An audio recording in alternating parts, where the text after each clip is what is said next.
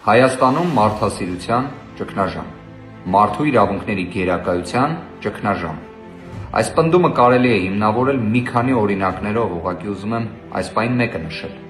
Օրերս երբ հերթական դատական նիստն էր Սամվել Կարապետյանի ապօրինի քաղաքական հետապնդման վերաբերյալ, ներկայացվեց մեկ դիմում, այն նույնիսկ միջնորդություն չէր, որ հնարավորություն ընձեռվի Սամվել Կարապետյանը այցելի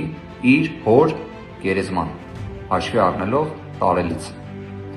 Դատարանը մերժեց այդ դիմումը։ Դատախազը իր հերթին առարկեց այդ դիմումի դեմ։ Այսինքն Հայաստանում այլևս նույնիսկ նման երևույթ կարող է տեղի ունենալ։ Այլևս այն տեղի ունեցել է։ Սա խոսում է նրա մասին, որ իսկապես մենք մարդասիրությունը որպես արժեք չենք ցանկանում գերակայով դիտարկել։ Իդեպ ոչ թե մենք, այլ օրվա իշխանությունը։ Որովհետև եթե նայենք հայ ազգի տեսանկյունից, մենք միշտ եղել ենք մարդասեր։ Իդեպ պատմության ընթացքում մարդասիրությունը միշտ ամենագերակայող արժեքն է եղել։ Չնայած այն արհավիրքներին, դժվարություններին, բարդություններին,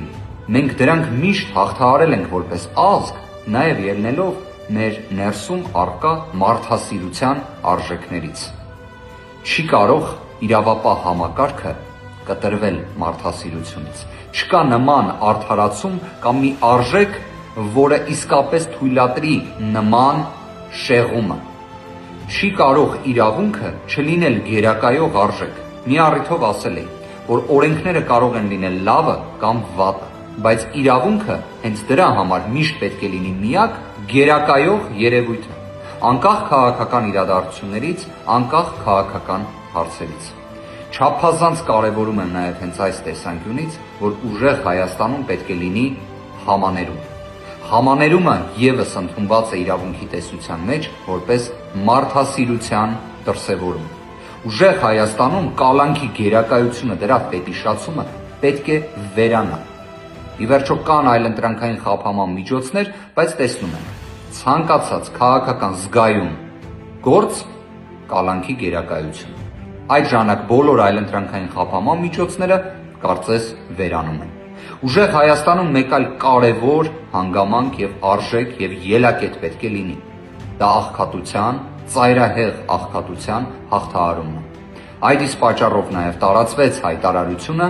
որ պետք է կոնկրետ գործողություններ ձեռնարկվեն ծայրահեղ աղքատության վերացմանն ուղղված։ Այդ թվում 150,000 դրամ որպես նպաստ, որպես աջակցություն այդ աստիճան դժվարության մեջ գտնվող մեր հայրենակիցներին օգնելու համար։ Սա ևս մարդասիրության մասին է, որովհետև մարդասիրությունը առաջինը հենց պետք է արտահայտվի իշխանություն, հասարակություն հարաբերությունների մեջ։ Եվ ընդհանրապես ժամանակն է, որ իշխանություն բառը փոխարինվի առաջնորդությամբ, ուժեղ առաջնորդությամբ։ Իրավունքը պետք է գերակայի, ազատություն բոլոր քաղբանտարկյալներին, Աստված բոլորին պահապան։ Շնորհակալ եմ։